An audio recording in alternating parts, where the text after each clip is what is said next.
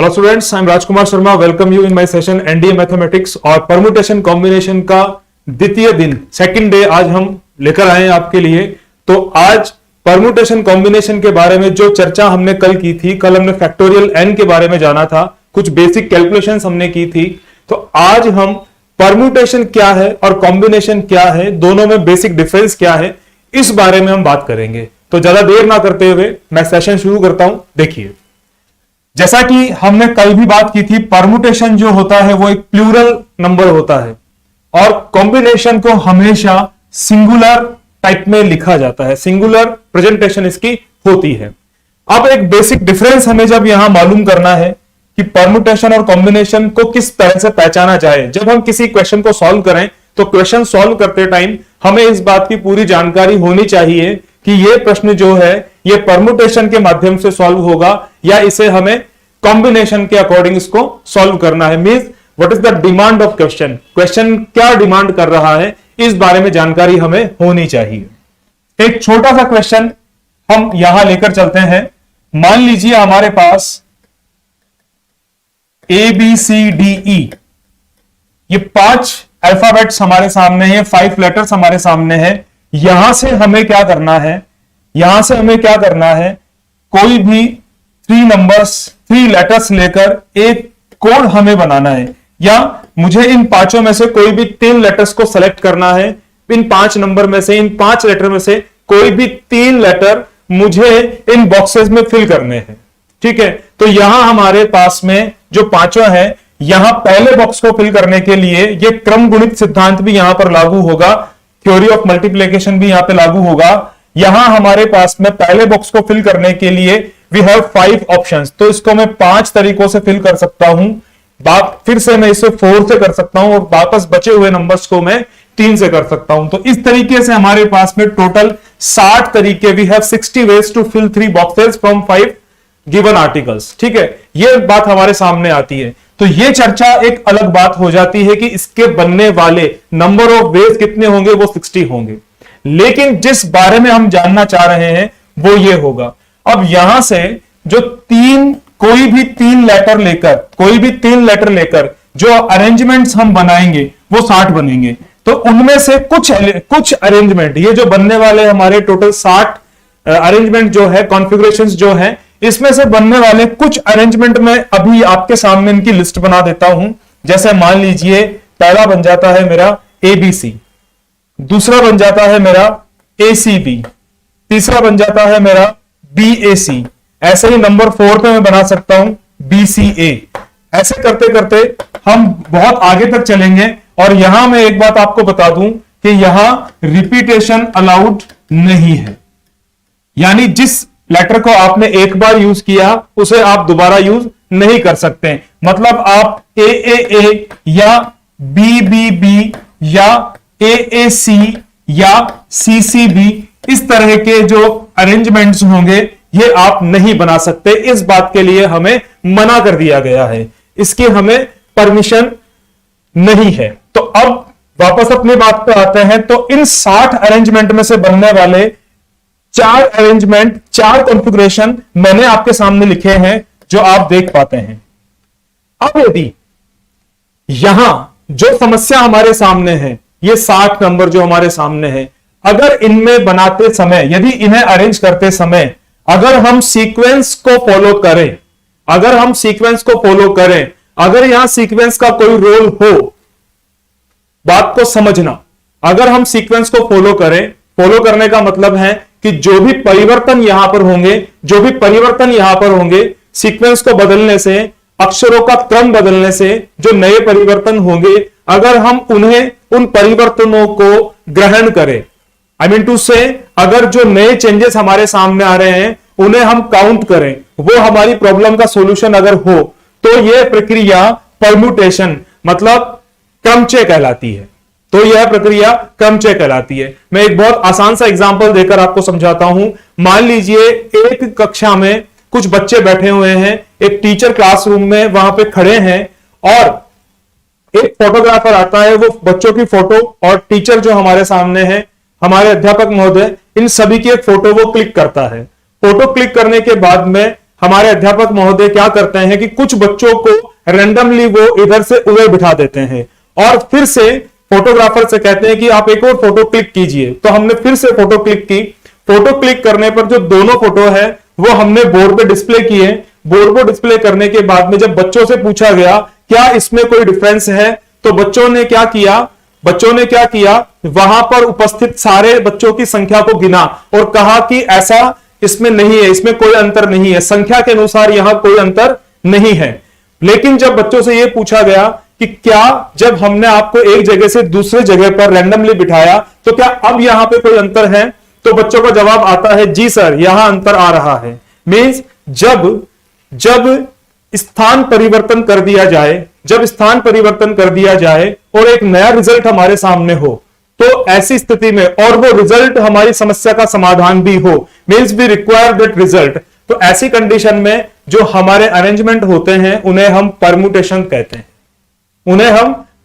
कहते हैं। मान लीजिए मैंने यहां लिखा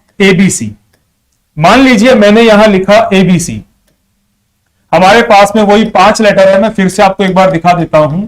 मान लीजिए हमने लिखा एबीसी, दूसरा जो मैंने चेंज करके लिखा वो मैंने लिखा एसीबी, तीसरा वाला जो मैंने चेंज करके लिखा उसमें मैंने बीसीए कर दिया, ऐसे ही फोर्थ वाले में मैंने बीएसी कर दिया।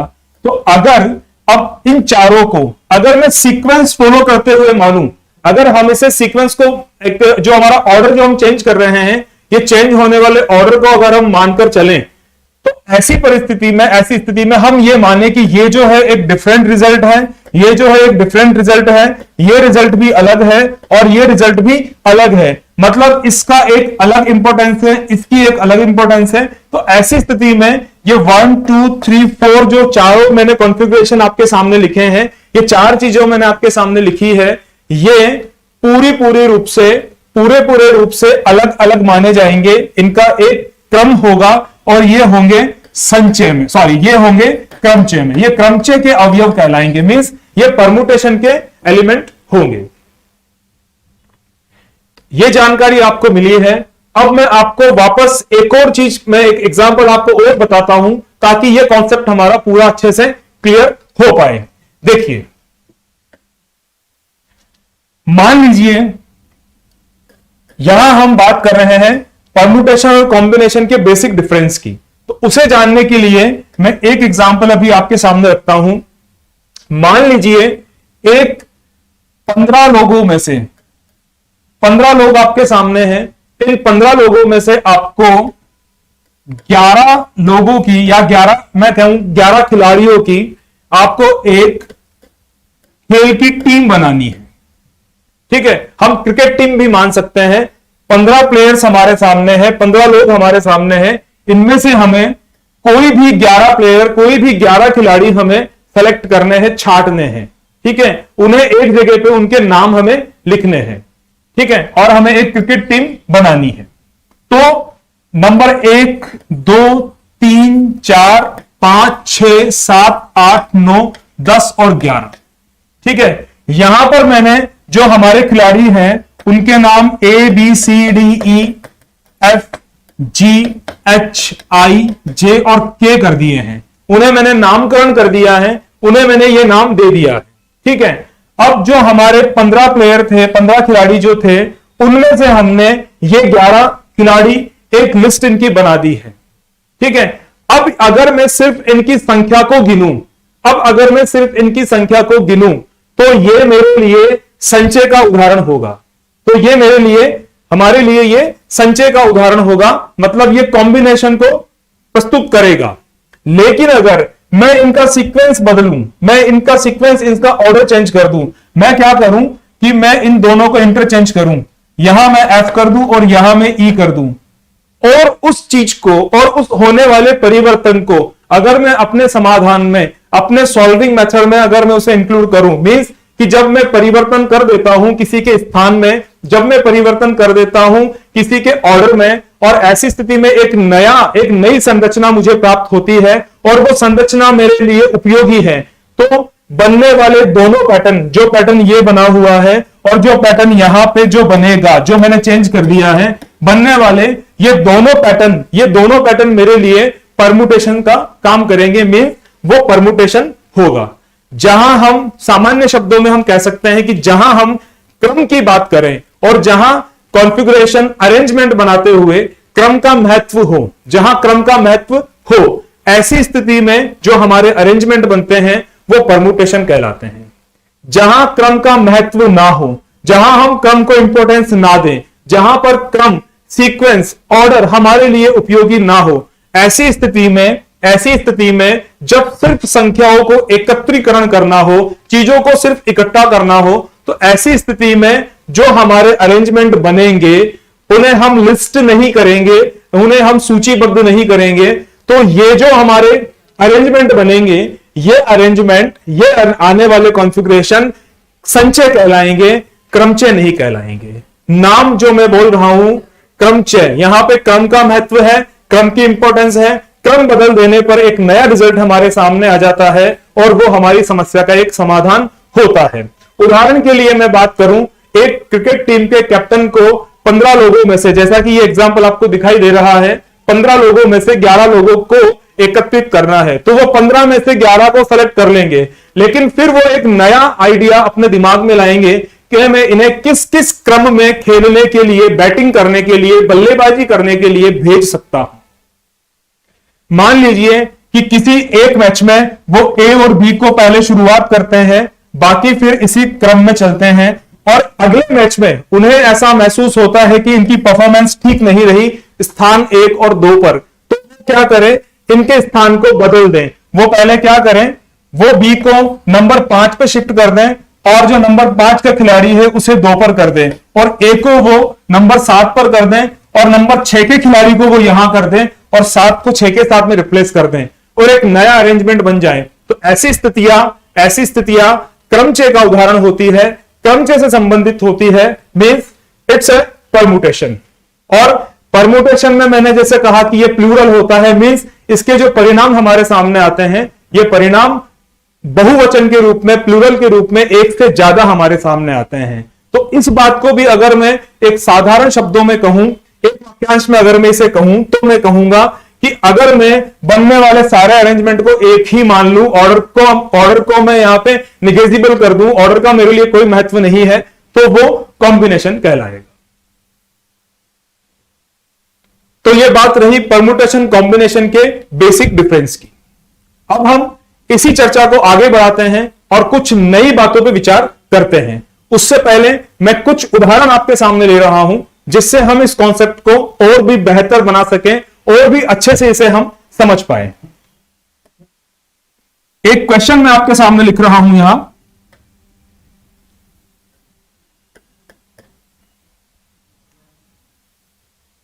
How many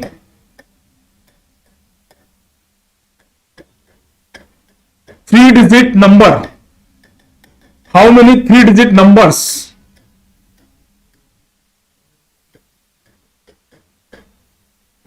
we can make by using digits from 1 to 9। इसमें 0 को मैंने नहीं लिया है, 1 to 9। Okay, how many 3 digit numbers we can make by using digits from 1 to 9 and repetition is not allowed. यहां पे पुनरावृत्ति की हमें पहले प्रश्न में अनुमति नहीं है, और जो दूसरा प्रश्न है यहां पर रिपीटेशन अलाउड है, हम संख्याओं की, अंकों की पुनरावृत्ति कर सकते हैं। इस स्थिति में आप देखेंगे कि एक बेसिक डिफरेंस हमारे सामने आता है। कौन सा प्रश्न परमुटेशन पे है, कौन सा कॉम्बिनेशन पर है। देखिए, हमें जो ये सॉल्यूशन हम बनाते हैं, यहां पे हमें जो यहां पे डिजिट्स गिवन है वो 1 2 3 4 5 6 7 8 और 9, ये कुल हमें 9 डिजिट, 9 अंक हमें यहां दिए गए हैं और हमें एक 3 अंकों की संख्या बनानी है। ठीक है, तो हमें यहां फिल करने के लिए 3 स्थान हमारे सामने हैं। तो पहले वाले नंबर को, पहले वाले बॉक्स को, इसमें प्रश्न में और किसी तरह का हमें कोई भी एक विशेष बात नहीं दी गई है, सिर्फ सामान्य संख्या की बात की गई है, ना किसी विषम संख्या या सम संख्या, इवन ऑड की बात नहीं है। तो इस श्रेणी में आगे बढ़ते, इस क्रम में आगे बढ़ते हुए हमें कोई भी बॉक्स पहले फिल कर सकते हैं। Doesn't matter. ठीक है, तो पहला वाला जो मेरा बॉक्स होगा, इसे भरने के लिए मेरे पास में 9 ऑप्शन होंगे।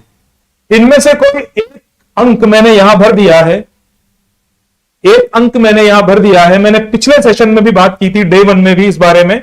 अब मेरे पास में रिमेनिंग, इनमें से कोई भी एक नंबर मैंने, एक डिजिट मैंने यहां फिल कर दिया है। अब कोई 8 अंक मेरे पास में, 8 ऑप्शन मेरे पास है। इन दोनों में से किसी भी बॉक्स को मैं फिल करूं तो 8 ऑप्शन मेरे सामने है, इन्हें मैं फिल कर सकता हूं। इस प्रकार से जो बचे हुए 8 मेरे अंक थे, उनमें से मैंने एक डिजिट यहां फिल कर दिया है। Now we have 7 remaining numbers, we have 7 options. अब हमारे सामने 7 ऑप्शन है, तो इसे मैंने फिल करने के लिए 7 तरीके, 7 ऑप्शन, 7 विकल्प मेरे सामने है। ठीक है, यहां पर मल्टीप्लिकेशन थ्योरी हम यूज करेंगे। 1, 2, 3 पार्ट्स में हमारा काम कंप्लीट होता है और आने वाला रिजल्ट जो होगा वो हमारा आंसर होगा। आने वाला रिजल्ट 504 हमारा आंसर होगा। ठीक है, 504 नंबर हम बना सकते हैं। तो यहां आप देखेंगे कि इन नंबर को जब हम बनाते हैं, एग्जाम्पल के लिए 3 डिजिट नंबर मैंने बनाया और मैंने 123 बनाया, मैंने 132 बनाया। तो इन दोनों में जब मैंने 2 और 3 को आपस में इंटरचेंज किया, इनके जगह को, इनके स्थान को जब मैंने बदल दिया, तो ऐसा करने पे पहली नंबर जो है, पहली संख्या जो है और दूसरी संख्या जो है, इन दोनों में एक अंतर आ गया है। ये एक अलग नंबर आ गया है, ये एक अलग नंबर आ गया है, और दोनों भिन्न है और दोनों का महत्व है। ये परम्यूटेशन का बहुत बेहतरीन एग्जाम्पल है। यहां से हम इस बात को समझ पाएंगे। अब हम बात करते हैं प्रश्न संख्या द्वितीय की। इसमें जब हमें रिपीटेशन अलाउड है, जब हम रिपीट कर सकते हैं, तो ऐसी स्थिति में हमें 3 अंकों की एक संख्या बनानी है। हमारे पास में जो उपलब्ध हमारे विकल्प हैं वो 9 है, वो आप देख सकते हैं, वो 9 विकल्प हमारे सामने हैं। पहले ऑप्शन, पहले वाले ब्रैकेट को, पहले वाले बॉक्स को मैं 9 ऑप्शन से फिल कर सकता हूं, दूसरे वाले को भी मैं 9 से फिल कर सकता हूं, तीसरे वाले को भी मैं 9 से फिल कर सकता हूं। तो इस तरीके से हमारे सामने कुल 7 to 9 ऑप्शंस होंगे। आप देखिए कितना अंतर यहां आ गया है। यहां बनने वाली संख्याएं 504 थी और यहां पर 729 संख्याएं पूरी बनेगी। जब रिपीटेशन अलाउड होगा तो अंकों का उपयोग करते हुए, 0 मैंने यहां नहीं लिया है, इन 9 अंकों का उपयोग करते हुए 729 संख्याएं हम बना पाएंगे। अब एक और उदाहरण हम लेते हैं, उसके बाद हम हमारे कॉन्सेप्ट पे आगे बढ़ते हैं। देखिए, एक बहुत सामान्य सा प्रश्न है, how many even numbers we can form by using digits 1, 2, 3, 4, 5, 6 and 8। 7 मैंने यहां नहीं लिया है। अब जो प्रश्न हमारे सामने है मैं उसे दोहराता हूं, कितने सम संख्याएं हम बना सकते हैं अंकों 1, 2, 3, 4, 5, 6 और 8 का उपयोग करते हुए। इस प्रश्न को हम हल करते हैं। हमें 3 अंकों की एक सम संख्या बनानी है। पहली कंडीशन यह है, रिपीटेशन इज नॉट अलाउड, पुनरावृत्ति की अनुमति नहीं है। जिस डिजिट को आप एक बार उपयोग कर रहे हैं, पुनः उसका उपयोग आप नहीं कर सकते, ऐसा हमें प्रश्न में प्रतिबंध दिया गया है। तो अब यहां पर इवन नंबर की बात हो रही है। इवन नंबर वो होता है जिसका इकाई अंक 2 से विभाजित हो या इकाई अंक 2, 4, 6, 8, 0 हो। ठीक है, यहां हमें विशेष रूप से इस बॉक्स पे पहले काम करना होगा। इस अंक को, इस स्थान को हम सबसे पहले फिल करेंगे। तो जो नंबर हमारे सामने है, उन नंबर में जो इवन डिजिट है वो डिजिट्स कौन कौन सी है? वो डिजिट 2, 4, 6 एंड 8, कुल 4 डिजिट हमारे सामने है। तो इस बॉक्स को हम 4 ऑप्शंस के साथ, 4 विकल्पों से हम इसे फिल कर सकते हैं। इस ऑप्शन को 4 विकल्पों से हम हल कर सकते हैं। तो यहां 4 हो गए। अब आप मेरी बात को समझिएगा, ध्यान दीजिएगा। रिमेनिंग जो और बाकी के बचे हुए नंबर है वो 3 है। वो 3 है, 1, 3 और 5। यहां से कोई एक नंबर हमने उपयोग कर लिया है, वो 2 था, 4 था, 6 था या 8 था, मुझे मालूम नहीं है मैंने कौन सा नंबर यहां लिखा, लेकिन इनमें से कोई एक नंबर मैंने यहां पे फिल कर दिया है। ठीक है, तो अब रिमेनिंग जो ऑप्शन यहां बचते हैं वो मेरे पास कितने बचते हैं जब मैं एक संख्या का निर्माण कर रहा हूं और वो संख्या सम संख्या है। तो ऐसी स्थिति में अब मेरे पास में कितने बचते हैं, 3। और पहले से जो मेरे रिमेनिंग नंबर थे विदाउट इवन डिजिट्स, वो मेरे पास कितने थे, 3। तो अब 3 यहां के बचे हुए और 3 यहां के डिजिट्स, मेरे पास में 6 ऑप्शन हो गए। अब इनके लिए कोई भी विशेषता नहीं है, कोई विशेष प्रतिबंध नहीं है, तो इसे मैं 6 नंबर से 6 ऑप्शंस के साथ फिल कर सकता हूं।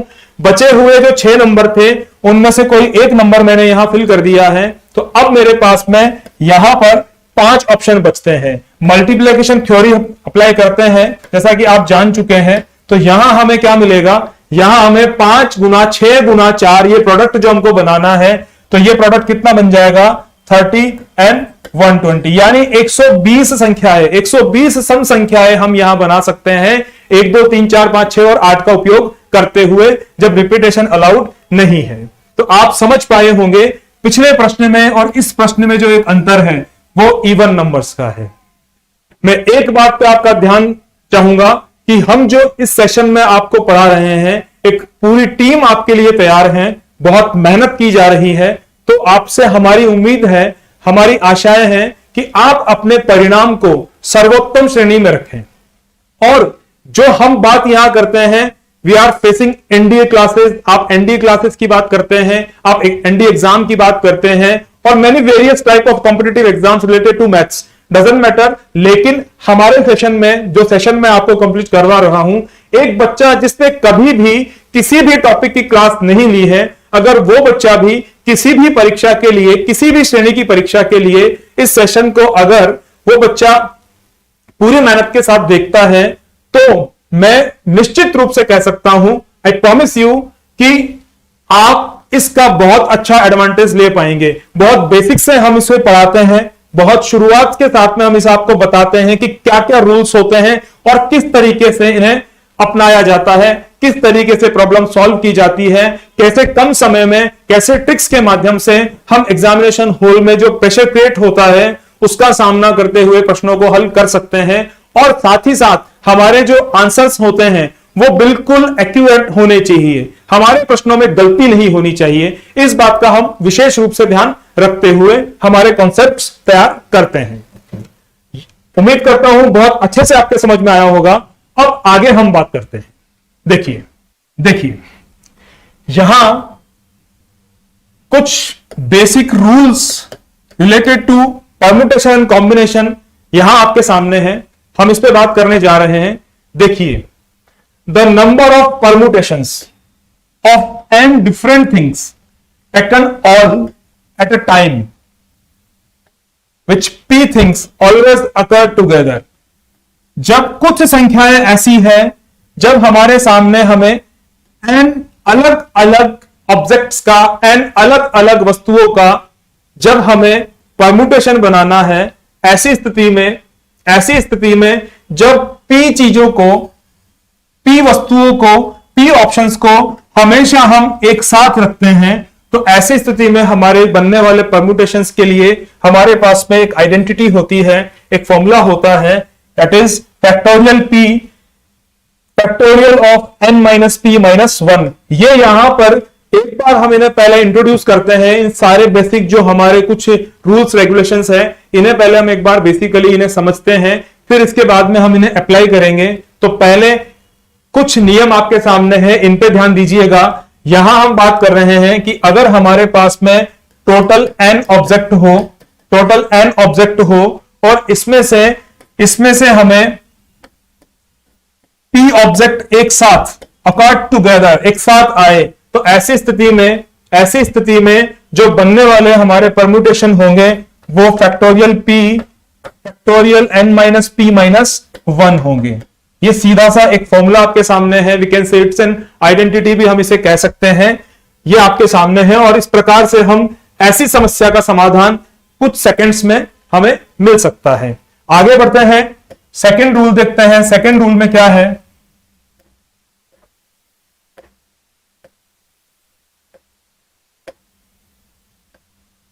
देखिए सेकंड में हमें बताया जा रहा है the number of arrangements. Arrangement permutation भी हो सकता है और कॉम्बिनेशन भी हो सकता है of n things taken all at a time when p things, p प्रकार की वस्तुएं समान है, क्यू प्रकार की वस्तुएं समान है और आर प्रकार की वस्तुएं यहां समान है। तो बनने वाले जो हमारे अरेंजमेंट होंगे वो कितने होंगे? Factorial n upon factorial p factorial q n factorial r होंगे। इनके अतिरिक्त जो रिमेनिंग हमारे नंबर हैं, मान लीजिए हमारे पास में टोटल एन नंबर है, उनमें से कुछ वस्तुएं एक समान है जिन्हें हमें पी से डिनोट किया है, कुछ वस्तुएं एक समान है जिन्हें हमने क्यू से डिनोट किया है, और कुछ वस्तुएं जो है वो भिन्न प्रकार की है लेकिन वो समान है आपस में, उन्हें हमने आर से डिनोट किया है। तो ऐसी स्थिति में जो टोटल अरेंजमेंट हमारे बनेंगे वो कितने बनेंगे? Factorial n upon factorial p factorial q factorial r. मैं सबसे पहले 5 ऐसी बातें आपके सामने रख रहा हूं, फिर हम इन्हें क्वेश्चंस पे अप्लाई करेंगे। एक साथ पहले हमें ब्रीफ इंट्रो इनका एक बार हम कर लेते हैं ताकि हमें ध्यान में रहे, और अगर हम एक एक करके इन्हें करेंगे, कॉन्सेप्ट मेरा यह है कि अगर हम एक एक करके इन्हें समझेंगे तो समझने में हमें यह रेक्टिफिकेशन वाला काम हो जाएगा जो मैं यहां नहीं करना चाहता। इसलिए पहले हम जो डिफरेंस हमारे सामने क्रिएट होंगे, जो भिन्नता हमारे सामने आएगी, पहले हम उसे समझते हैं बाय ग्रुप ऑफ 5 थिंग्स। 5 चीजों को हम एक साथ करते जाते हैं और आगे बढ़ते हैं। तो यहां आपके समझ में ये बात आई होगी, लेकिन मुझे मालूम है कि बिना एग्जाम्पल के इसे समझना थोड़ा सा कठिन है, तो कुछ मिनटों का इंतजार आप कीजिए, तब तक आगे बढ़ते हैं और फिर वापस लौटेंगे। इन पे करने के लिए बहुत से प्रश्न हमारे सामने हैं, इन्हें हम करते हैं। अब थर्ड रूल पे अगर हम आ जाते हैं तो यहां पर देखिए आपको कॉम्बिनेशन की डेफिनेशन आपके सामने है। कॉम्बिनेशन मैंने आपको बताया है, परम्यूटेशन मैंने आपको बताया है, what is the basic difference between them मैंने आपको बताया है, और अब कॉम्बिनेशन की डेफिनेशन भी हमारे सामने है। द डिफरेंट ग्रुप्स ऑफ, देखिए यहां पर एक बात अलग आ जाती है, the different arrangement, the different group. तो यहां पर क्या होता है कि जैसे ए बी सी, जैसे ए सी बी, जैसे बी सी ए, तो उन सबको एक ग्रुप में डाला जाता है, उन्हें यहां पे अलग नहीं माना जाता है। So we can say the group, तब हम यहां पे ग्रुप की बात करते हैं। और कलेक्शंस, यहां पे चयन किया जाता है, यहां पर क्रम निर्धारण नहीं किया जाता है, यहां पे चयन किया जाता है। और selection that can be made out of a given number of things taking some or all of them at a time are called combinations।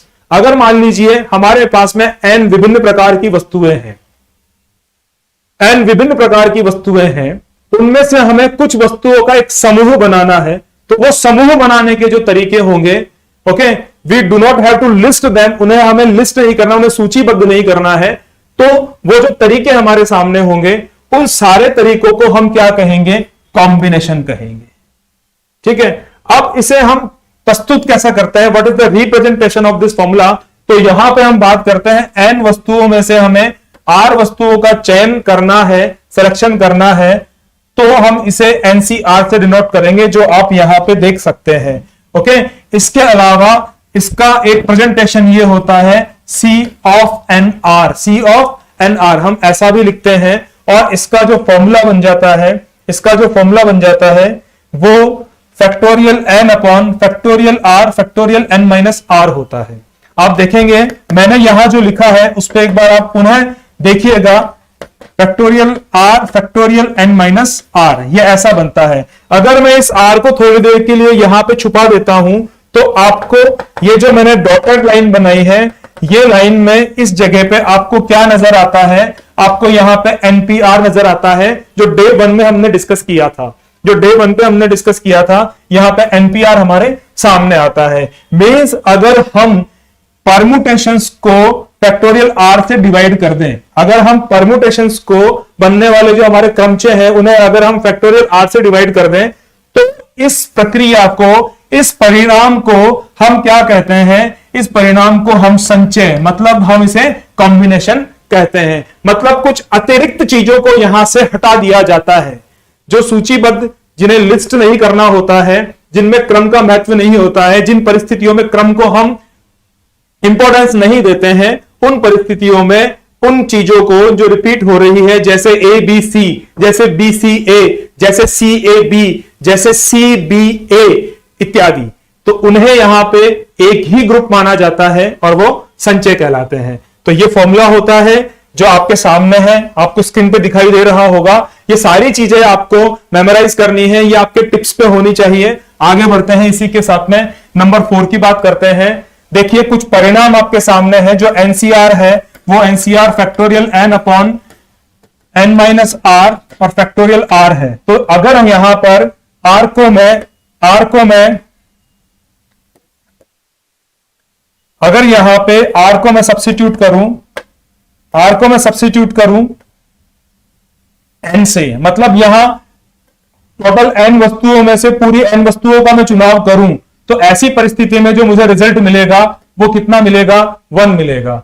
अगर मान लीजिए मैं आर की जगह पर यहां पर 0, यानी मैं किसी भी वस्तु का चुनाव ना करूं, तो भी मेरे पास में एक बॉक्स में जो चीजें रखी है उन्हें रखने का एक तरीका तो कम से कम होगा ही होगा, तब भी मुझे परिणाम क्या मिलेगा, तब भी मेरा जो रिजल्ट होगा वो 1 होगा। ठीक है। उसके बाद में हमारे सामने एक नई बात है, एनसीआर को हम इस तरीके से भी प्रदर्शित कर सकते हैं, क्योंकि फैक्टोरियल एन जो है, फैक्टोरियल एन को हम एन माइनस 1, एन माइनस 2 इस तरीके से हम इसे लिखते हैं। तो यहां एनसीआर का जो फॉर्मूला आपके सामने है उसे हमने फैक्टोरियल एन को ऐसे रिप्लेस कर दिया है, और एन माइनस आर जो है वो यहां पे आएगा। यहां ये थोड़ा सा प्रिंट में नहीं है, एन माइनस आर यहां होगा। तो ऐसे हमारे सामने ये चीज प्रदर्शित होती है। अच्छा, अब मैं आपको एक बात और बताऊं, अगर कई बार ऐसी परिस्थिति हमारे सामने बन जाती है कि एन माइनस आर जो होता है वो किसी कॉमन फैक्टर के साथ रिमूव भी हो जाता है, तो जो रेड लेटर्स आपके सामने हैं आप इसे ही सही मानेंगे। डिपेंड करता है कि हम किस प्रकार के सॉल्यूशन को यहां पर कर रहे हैं। ठीक है। अब हम आगे बढ़ते हैं। ये एक आइडेंटिटी आपके सामने है, इसे मैं एक उदाहरण के माध्यम से आपको बताना चाहूंगा। मान लीजिए 6C4 यहां लिखा हुआ है और 6C3 आपके सामने लिखा हुआ है, तो आप इनकी पूरी वैल्यू फाइंड करने के बजाय, अपना समय नष्ट करने की बजाय आप 6 + 1 C4 कर देंगे। जो वैल्यू 7 C4 की होगी वही वैल्यू इन दोनों की होगी। ये एक बेसिक आइडेंटिटी है जो हमें यहां पे काम में लेनी होती है। इन पे हम विस्तृत चर्चा करेंगे, इनके कुछ उदाहरणों को हम तैयार करेंगे और आपको बहुत अच्छे से, बहुत कॉन्सेप्ट के साथ मैंने आपको चीजें बताई है, इन्हें हम ट्रिक्स के साथ में सॉल्व करेंगे, क्योंकि परम्यूटेशन कॉम्बिनेशन जो है बहुत लॉजिकल चीजें होती हैं। इनकी बहुत हमें सारी जानकारी हमें होनी चाहिए, तभी हम सारे क्वेश्चंस को सॉल्व कर पाएंगे। और अब नेक्स्ट सेशन में हम पढ़ेंगे जो 5 बातें आज हमने की है, जिन 5 बिंदुओं पे हमने बातें की है, विचार किया है, इनके बारे में कुछ एग्जांपल्स आपके सामने होंगे।